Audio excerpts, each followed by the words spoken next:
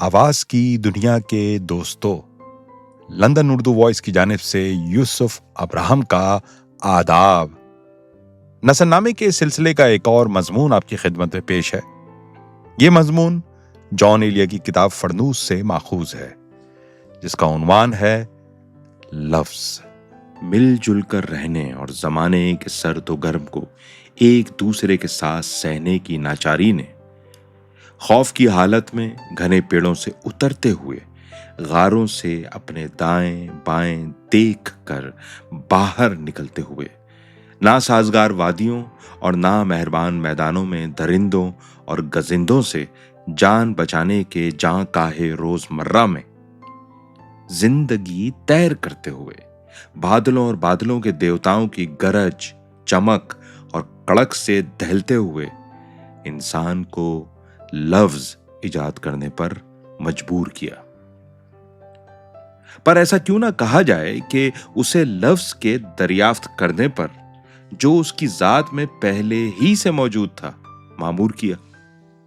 वजूद की हैबतनाक तन्हाई में लफ्ज अदा करने और कभी आप ही आप बोलने और बड़बड़ाने का मतलब है एक इंसान का उस गुमान की आसाइश में सांस लेना कि मैं दो हूं, एक मैं और एक मेरी आवाज। और मैं उस टीले, उस तालाब, उस जंगल, उस सिवाने, उस टेकरी तक मौजूद हूं जहां तक मेरी आवाज जाती है। और आवाज की उस नजदीकी और दूरी में कोई सुनवाई जरूर होगी, कोई एक सुनवाई या कई सुनवाइयां जिनकी आवाज मेरी आवाज का साथ देगी। वो बिखरे हुए थे और लफ्ज ने उन्हें इकट्ठा किया।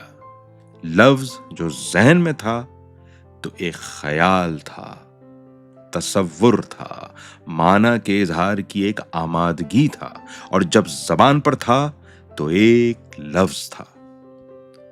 ख्याल, तसव्वुर और माना के इजहार की आमादगी ने जब जहन से बाहर की फजा में सांस लेना चाहा तो वो लबों की दहलीज पर आ बैठे और सन्नाटे में इंसान की वो पहचान सुनी गई जो लफ्ज कहलाई। और उसी लफ्ज ने जब सुस्ताना चाहा तो वो जहन की तन्हाई में एक ख्याल, एक तसव्वुर और एक माना की सूरत और कैफियत में तहलील हो गया। सारे रिश्ते लफ्ज से हैं, लफ्ज के हैं और लफ्ज में हैं, जो ख्याल भी है, तसव्वुर भी और माना भी। हम और तुम और वो सब जो हमारी बातें सुन रहे हैं लफ्ज में सोचते हैं, लफ्ज की लज्जत में जीते हैं और लफ्ज की अजियत में मरते हैं। और हां, एक जाविया नशी दानाई ने हमें एक रम्ज बताया जो हमारी समझ में ना आया। सो उसने अपनी गहरी और गंभीर कोहन को दोहराया और हमें समझाया कि हम लफ्जों ही में मिलते और लफ्जों ही में बिछड़ते हैं, लफ्ज ही अपनाते हैं और लफ्ज ही गंवाते हैं। आखिर इंसान और इंसान के दरमियान लफ्ज के सिवा और क्या है जो उन्हें जोड़ता है या उन्हें जुदा करता है। माना ने जहन के जाविये में एक जमाने तक, तारीख से पहले के जमाने तक मुराकबा किया, कभी सोच के साथ और कभी सवाल के साथ, और फिर सोच और सवाल की उस हालत में जो ना खामोशी की हालत थी और ना गोयाई की, दानाई परवान चढ़ी और उस रास्त कामत दो पाए की दानिश बढ़ी जो हैवान नातिक कहलाता है और कभी कभी तो खुद अपने ही आप से बुलाता है। और यहां एक और बात कहना चाहिए जो मानने और गिरा में बांधने की है, और वो ये है कि लफ्ज ही दानाई भी है और लफ्ज ही दाना भी, लफ्ज ही दानिश भी है और लफ्ज ही दानिशमंद भी। शय हो या शख्स और मशहूद हो या शाहिद, जो कुछ भी है और जो भी है वो लफ्ज है, कलिमा है। यूं समझना चाहिए कि वजूद और तमाम तर वजूद एक کتاب ہے جس کا نہ اول ہمارے اور تمہارے سامنے ہے اور نہ آخر، اور خود ہم اور وہ سب کچھ جو ہمارے سوا ہے وہ لفظ ہے، اور لفظ ہی معنی بھی ہے۔ مگر یہاں جو حقیقت جاننے کی ہے وہ یہ ہے کہ لفظ و معنی کا حساب صرف ایک ہی موجود کو دینا ہے، اور وہ انسان ہے۔ اب ہم ایک دوسرے کے بہت نزدیک آ کر بات کرتے ہیں۔ وہ بات کیا ہے؟ اے کہنے والے، وہ بات کیا ہے؟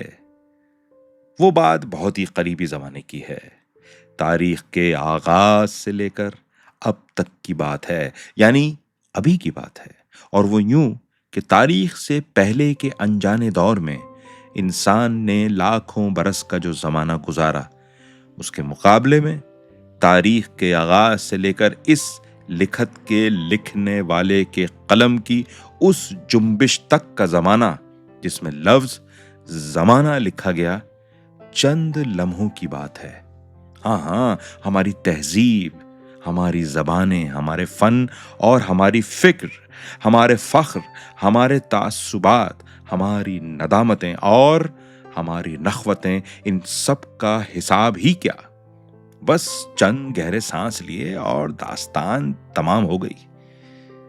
اس داستان، اس تاریخ کا خلاصہ یہ ہے کہ میلاد مسیح سے چند ہزار سال پہلے وادی نیل، دو آبائے دجلہ و فرات اور وادی سندھ میں انسان کی دانش اور ہنرمندی نے شہر بسائے، اور یہ دانش اور ہنرمندی لفظ کی بخشش تھی، اور پھر وہ کچھ جو اب تک بولا جاتا رہا تھا لکھا جانے لگا۔